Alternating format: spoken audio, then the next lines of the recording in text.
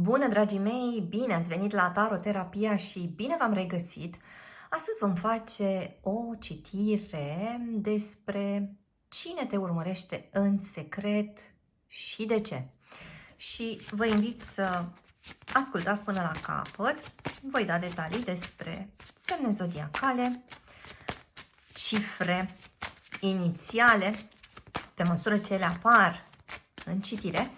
Și vă invit să luați de aici doar ceea ce rezonează, pentru că este o citire colectivă. Începem cu oracolul nopții și haideți să vedem ce indiciu obținem. Crăiasa zăpezii. Iar aici avem pe cineva care ar putea să fie născut pe timpul iernii. Am putea avea pe cineva cu care tu ai sau ai avut o conexiune începută pe timpul iernii, sau am putea vorbi despre cineva care se comportă destul de distant, cineva care menține o anumită rezervă, cineva care ar vrea să apară în ochii tăi, ascultătorule, ca neinteresat, însă își desfășoară activitățile în legătură cu tine în spatele cortinei. Vorbim despre cineva care la un moment dat a trecut printr-o suferință foarte mare, suferință care posibil că l-a înghețat la nivel emoțional. Poate că această persoană se manifestă așa din cauza fricii sale de a nu sări din nou în mijlocul focului, de a nu se arde din nou, de a nu se răni încă o dată. Haideți să vedem mai departe din tarot ce alte indicii obținem.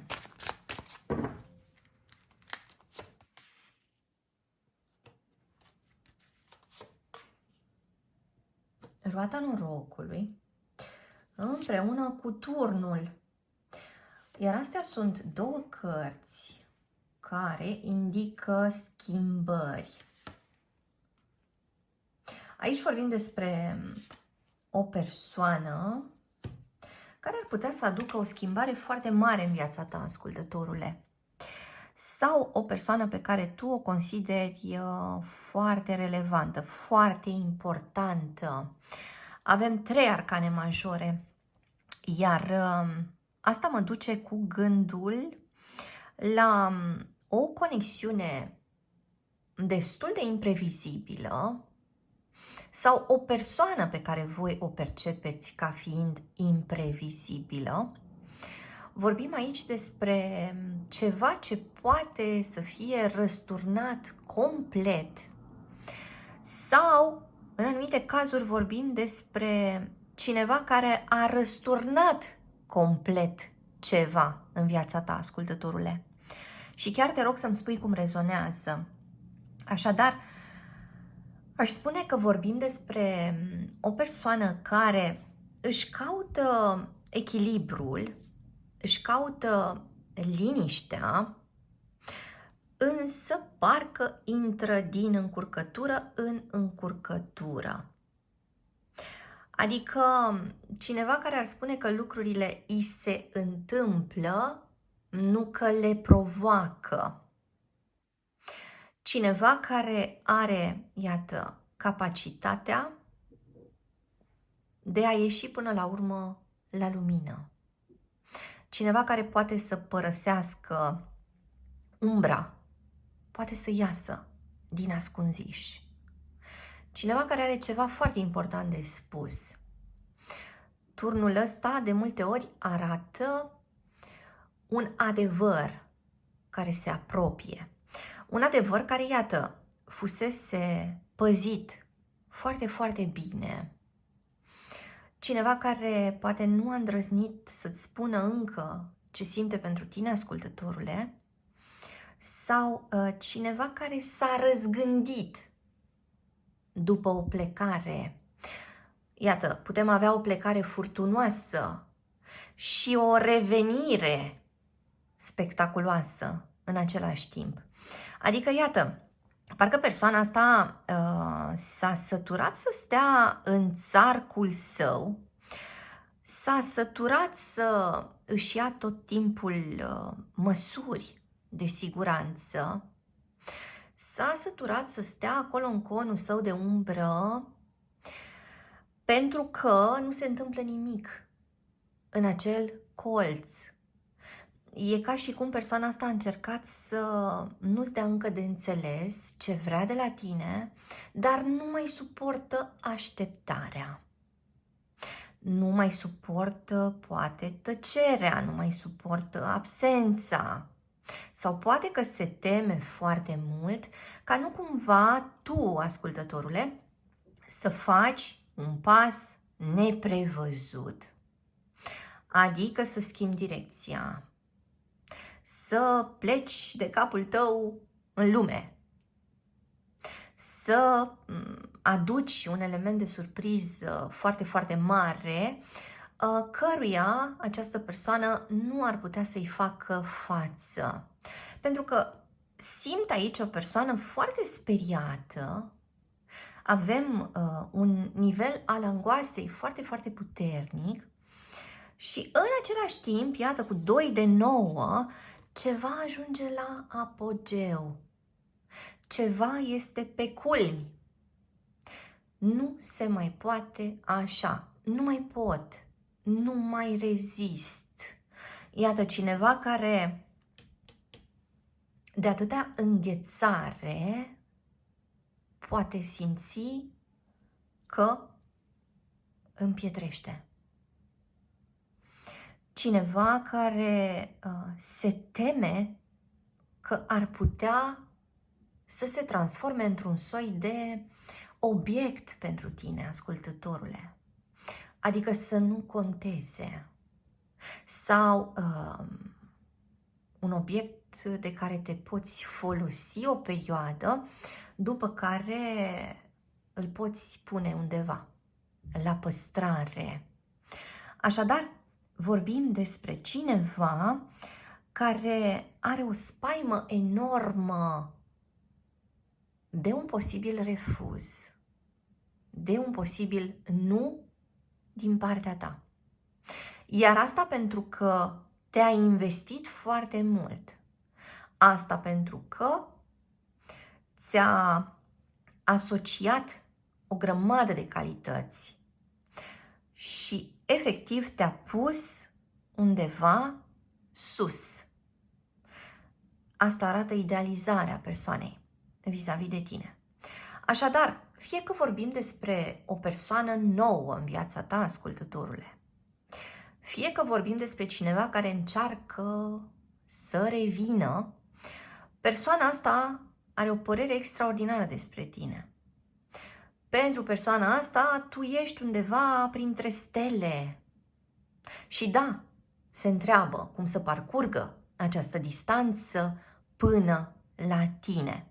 Și spuneam că nu mai suportă urmăritul pe furiș. Nu mai suportă să stea acolo în cușca sa. Iată, avem pe cineva aici care s-a înconjurat de toate aceste bâte și, practic, s-a închis, s-a izolat. Deci și-a făcut rău. Deci lucrul ăsta se simte în momentul ăsta ca o mare povară. Observați personajul ăsta care stă cu fața în palme, de ca și cum nu poate să vadă altceva. De ca și cum, în momentul ăsta, strada e una singură. Și strada asta duce către tine, ascultătorule, indiferent de riscurile pe care această persoană le percepe și indiferent de temerile despre care am tot vorbit. cineva împins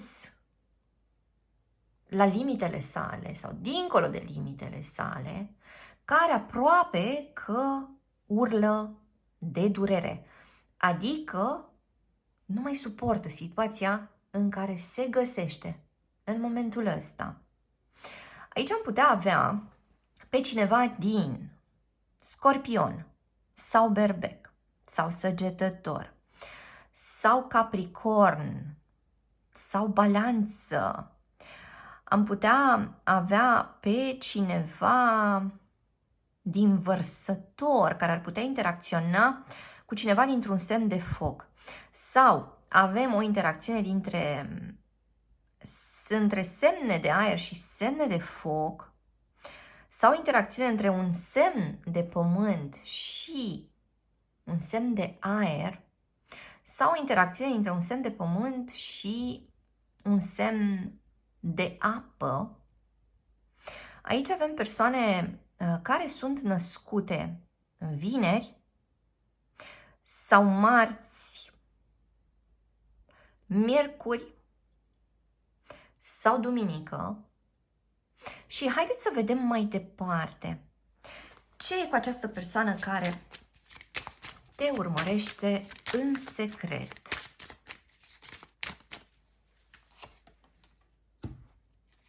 Steaua, pentru că speră la mai mult cu tine, ascultătorule.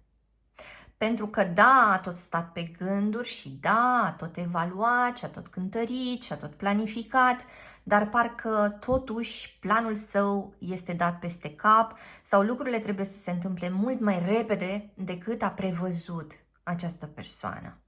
Și simt că în anumite cazuri, aici vorbim despre o persoană cu o voință foarte puternică, cineva care atunci când vrea să se abțină, reușește. Sau cineva care dacă are de depus un efort susținut pentru a ajunge la un anumit scop, o va face. Aici este o persoană hotărâtă sau o persoană care îți dă de înțeles că stă foarte bine cu stima de sine. Dacă vorbim despre un bărbat, este un bărbat foarte atrăgător. Trăsături masculine, probabil că este un bărbat înalt, este genul de bărbat care nu trece neobservat. E cineva, de asemenea, destul de încăpățânat, este cineva care are niște valori, niște principii destul de clare, despre care tot vorbește, pe care le tot pune la înaintare. Este cineva care în mod obișnuit își face foarte, foarte bine planul de acțiune și reușește să se țină de el. Însă spuneam că de data asta sunt niște elemente care dau peste cap această persoană. Iar elementele astea au legătură cu zona emoțională. Da? Emoționalul care nu mai poate fi controlat prin voința acestei persoane. Un emoțional care stă să se reverse, da? Și atunci voința sa nu mai are locul obișnuit. Nu se mai poate abține. Deci sunt niște lucruri aici care ies din normă. Este ceva neobișnuit, ceea ce îi se întâmplă acestei persoane acum. Și de asemenea apar foarte multe întrebări din partea acestei persoane. Și parcă întrebarea principală ar fi: dar cum de tocmai tu stârnești toate lucrurile astea în el sau în ea? Cum de până acum a reușit să se abțină sau a reușit să controleze situația? Cum de în momentul ăsta toate îi sunt date peste cap sau puse la pământ? Ce e cu tine? Da? Adică de ce ai reușit să îl zăpăcești sau să o zăpăcești în felul ăsta? Pentru că spuneam că te idealizează și e clar că îți atribuie o grămadă de calități. Da? Probabil că pentru persoana asta ești cea mai frumoasă, cea mai atrăgătoare, cea mai deșteaptă, cea mai cea. Însă, în același timp, e ca și cum persoana asta a crezut că va reuși să țină sub control toată admirația pe care o are față de tine. că va reuși cumva să ghideze cursul acțiunilor dintre voi doi.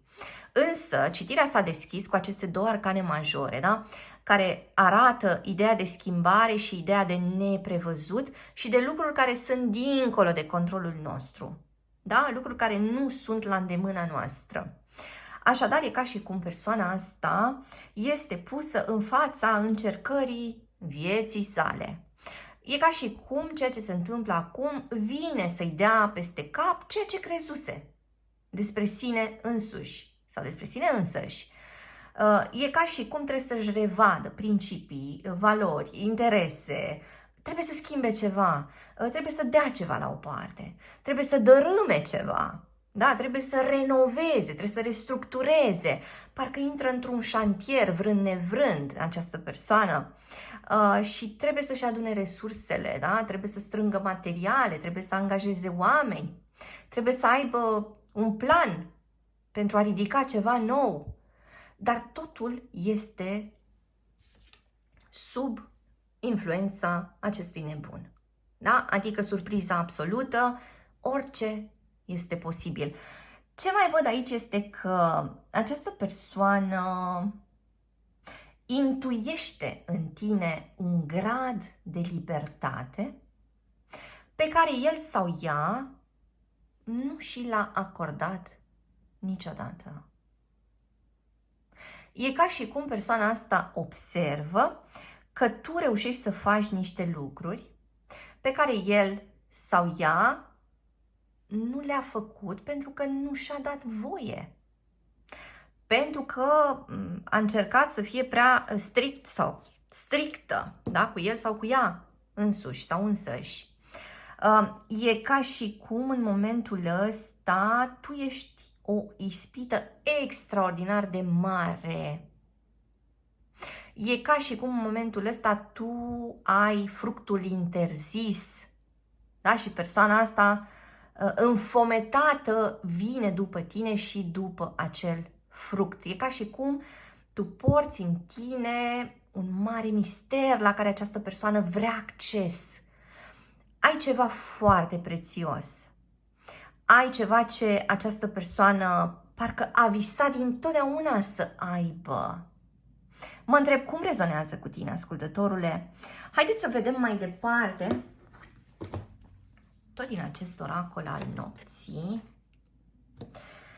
Iată, un indiciu al copilăriei. De ca și cum, ceea ce vede în tine, ascultătorule, a visat încă din fragedă pruncie. De ca și cum reprezinți ceva foarte apropiat de idealul său. De idealul său de femeie, de exemplu, sau de idealul său de bărbat. De ca și cum tot ce a trăit persoana asta până acum ar fi fost un soi de joacă. De ca și cum ceea ce a trăit până acum nici măcar nu contează. Pentru că lucrurile se deschid de acum încolo. Și iată această alăturare, da, dintre nebun și Peter Pan, ei au o energie similară. Vorbim despre a te deschide, a se deschide. Deci persoana asta vede deschidere în tine și deci învață că se poate deschide. Vorbim despre a trăi în aici și acum, da? Adică a se bucura, practic, de fiecare secundă. Cineva care probabil că a fost prea împovărat, s-a luat prea în serios, și-a luat viața prea în serios mereu. Poate că și-a planificat viața mereu încercând să facă lucrurile să fie conform logicii sale. Și persoana asta parcă nu s-a lăsat să simtă, parcă nu s-a lăsat să trăiască prea mult. Parcă e cineva care mai mult a supraviețuit, dacă mă uit din nou aici la creasa zăpezii. E cineva care mai mult a supraviețuit din punct de vedere emoțional. Nu cineva care a trăit din plin. Ori spuneam că ceea ce observă la tine această persoană este tocmai pofta de viață, deschiderea, receptivitatea, capacitatea de a îmbrățișa noutatea și surpriza. Deci, dintr-o dată, e ca și cum persoana asta intră din nou în lumea emoțiilor. Și parcă acolo descoperă graalul. Deci, e cineva însetat de-a dreptul de emoție și de ceea ce tu, ascultătorule, îl faci să simtă. Îți mulțumesc că ai fost cu mine astăzi, te aștept și data viitoare. Între timp, hai pe www.taroterapia.ro. Găsești aici cursuri de tarot cu metoda taroterapia, citiri personalizate, seturi de tarot, oracole, cărți și alte surprize. Dă un like, lasă un comentariu și abonează-te la acest canal dacă ți-a plăcut acest video, iar până data viitoare să ai grijă de tine!